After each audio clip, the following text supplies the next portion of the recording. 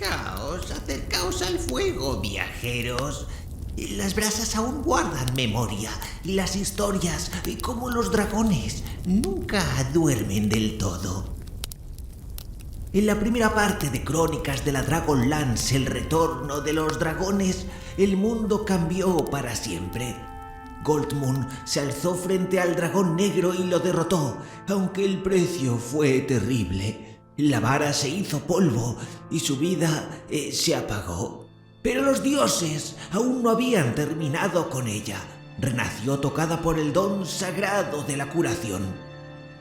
Bupu, la pequeña enana Gully, tomó su propio camino tras entregar a Raistlin el extraño libro que tanto había buscado. Cuando creíamos que el peligro había pasado, Tanis alzó la vista y vio lo impensable. Soleis, el hogar donde todo comenzó, ardía en llamas. Pero antes de continuar, permitid que este viejo haga una pausa, porque incluso en los tiempos más oscuros hay almas generosas que mantienen vivo el fuego de las historias. Un gran saludo para Manuel Gallardo, que desde tierras lejanas dejó su ofrenda a través del pergamino mágico de PayPal, el que descansa en la descripción de este vídeo. Que los vientos les sean favorables y sus caminos estén libres de sombras. Ahora sí, esta segunda parte comienza donde todo empezó, en la posada El Último Hogar, en lo alto de un antiguo Valenwood. Las sombras se alargan, el fuego crepita y la aventura continúa. Crónicas de la Dragonlance, Libro 2. 1. La noche de los dragones. Tika escurrió el trapo en el cubo y observó aburrida cómo el agua iba volviéndose negra. Dejó el trapo en la barra y levantó el cubo, dispuesta a llevarlo a la cocina para volver a llenarlo de agua. Pero entonces pensó: ¿por qué molestarse?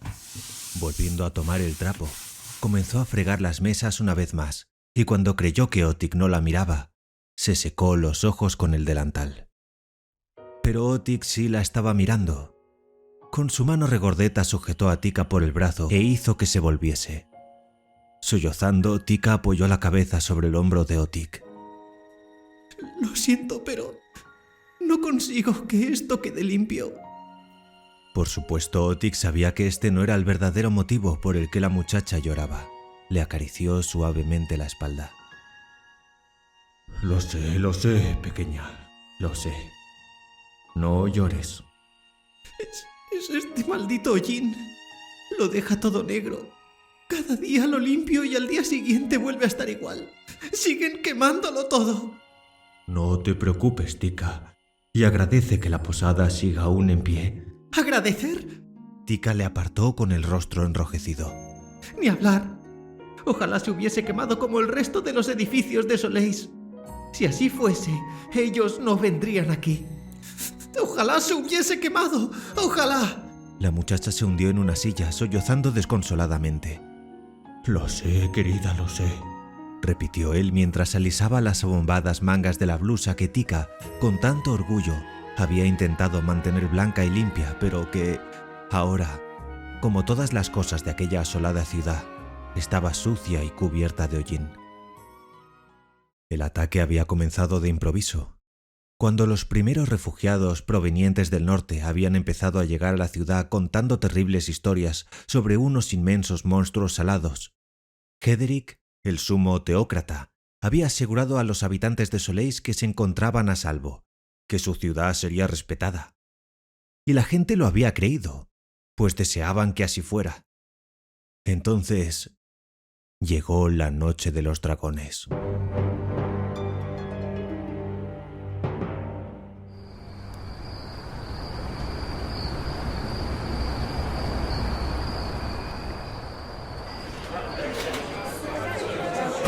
Aquella noche, la posada estaba repleta.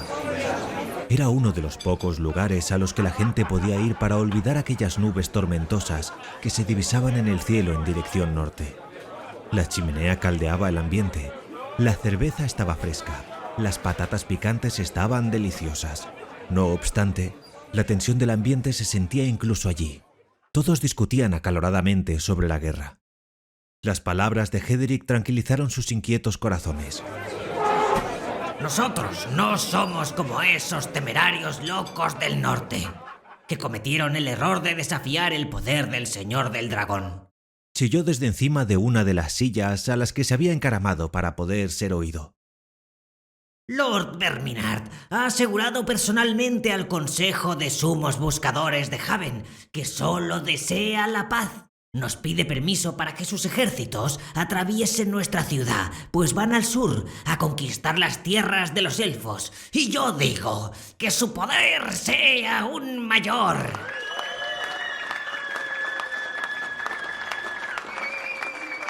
Hemos soportado durante demasiado tiempo que los elfos viviesen en Qualinesti. Yo propongo, dejemos que ese Verminard los obligue a regresar a Sylvanost o al lugar de donde proceden. Hederick se fue enardeciendo. Algunos de vosotros, los más jóvenes, puede que consideréis la idea de uniros a los ejércitos de ese gran señor. Pues él es un gran señor. Yo lo conozco. Bajo su liderazgo entraremos en una nueva era. Expulsaremos a los elfos, enanos y demás extranjeros de nuestras tierras. Y...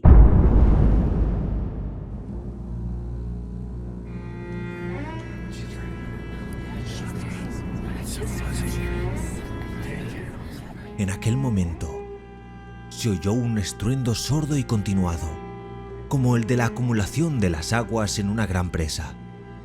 Se hizo el silencio.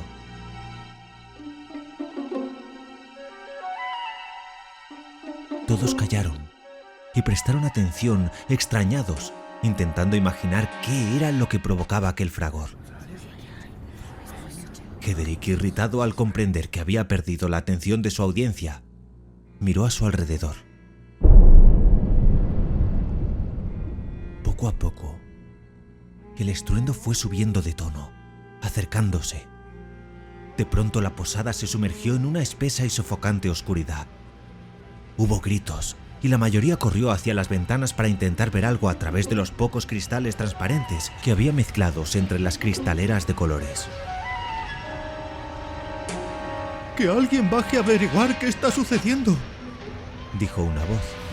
«Está tan oscuro que no puedo ver ni las escaleras», murmuró otro. De pronto se hizo la luz.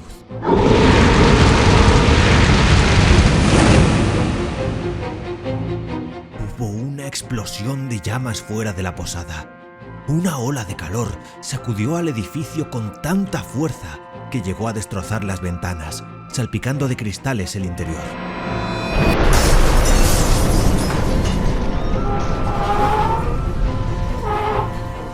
El inmenso Valenwood, que había permanecido impermutable a lo largo de los años, flaqueó a causa de la bocanada.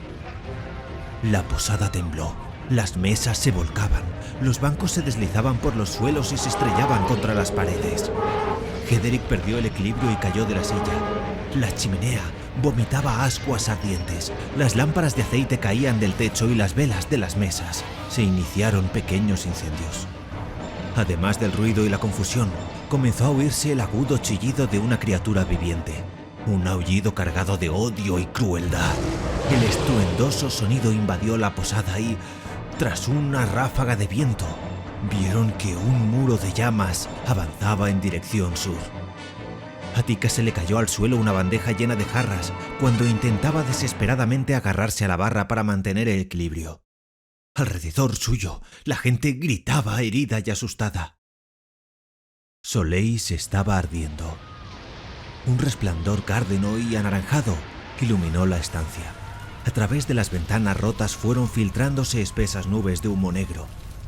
Tika sintió un aroma a madera quemada y luego algo peor, olor a carne quemada. Sofocada miró hacia arriba y vio que pequeñas lengüetadas de fuego lamían las gruesas ramas del Valenwood que sostenían el techo. El sonido de la madera chamuscándose y crepitando se mezclaba con el sonido de los gritos de los heridos.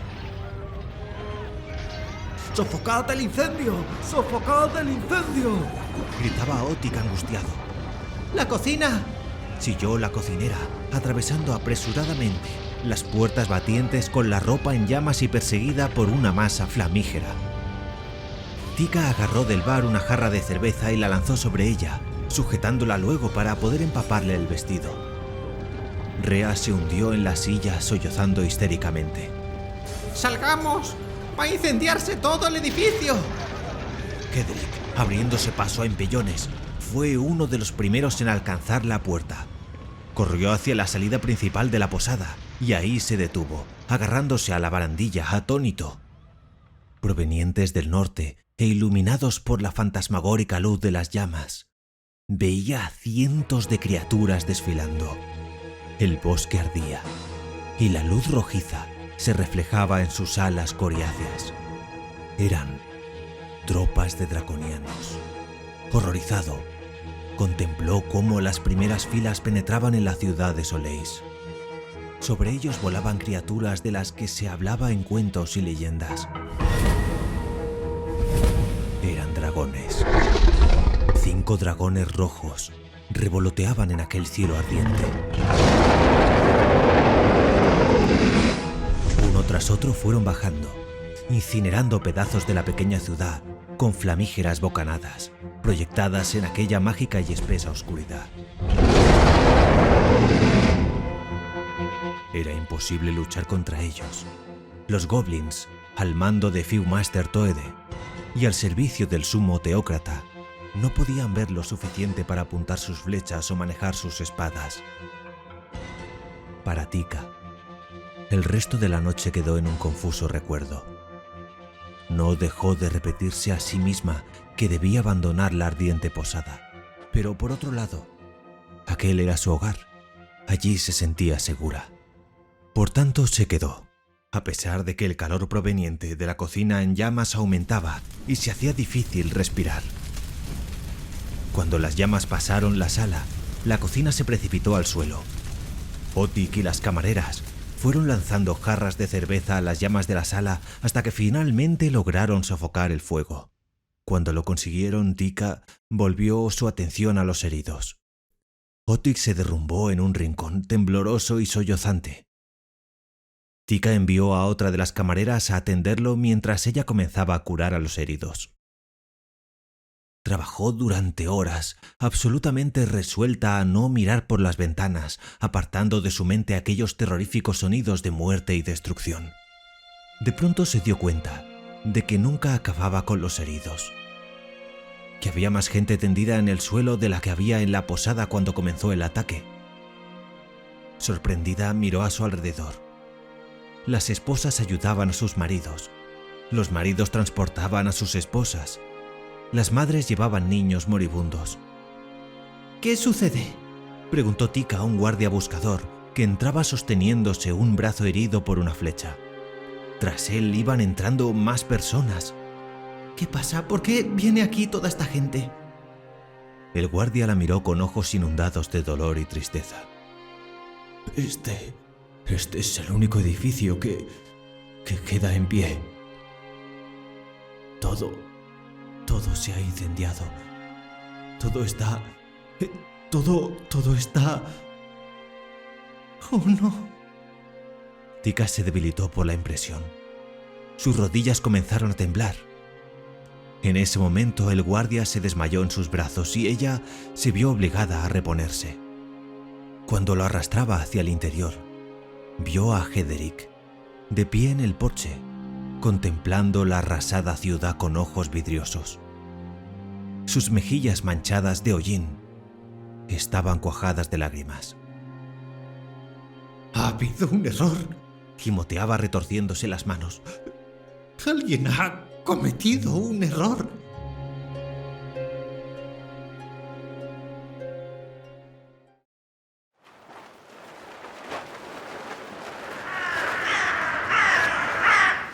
Hacía una semana que habían ocurrido estos sucesos. La posada no había sido el único edificio que había salido indemne. Los draconianos conocían los edificios esenciales para sus necesidades y habían incendiado aquellos que no lo eran, dejando en pie la posada, la herrería de Ceros Ironfield y el almacén. La herrería siempre había estado a ras de suelo, debido a lo imprudente que hubiese resultado tener una forja situada en un árbol. Los otros dos tuvieron que ser bajados, pues los draconianos consideraban un engorro tener que subirse a los árboles. Lord Verminard ordenó a los dragones que bajasen los edificios. Tras socavar un espacio, uno de los inmensos monstruos rojos agarró la posada y la lanzó dejándola caer bruscamente sobre la chamuscada hierba. Los draconianos ulularon y vitorearon. Viewmaster Toede, capitán de los goblins, que se había hecho cargo de la ciudad, ordenó a Otik reparar la posada sin dilación. La única debilidad de los draconianos eran las bebidas fuertes.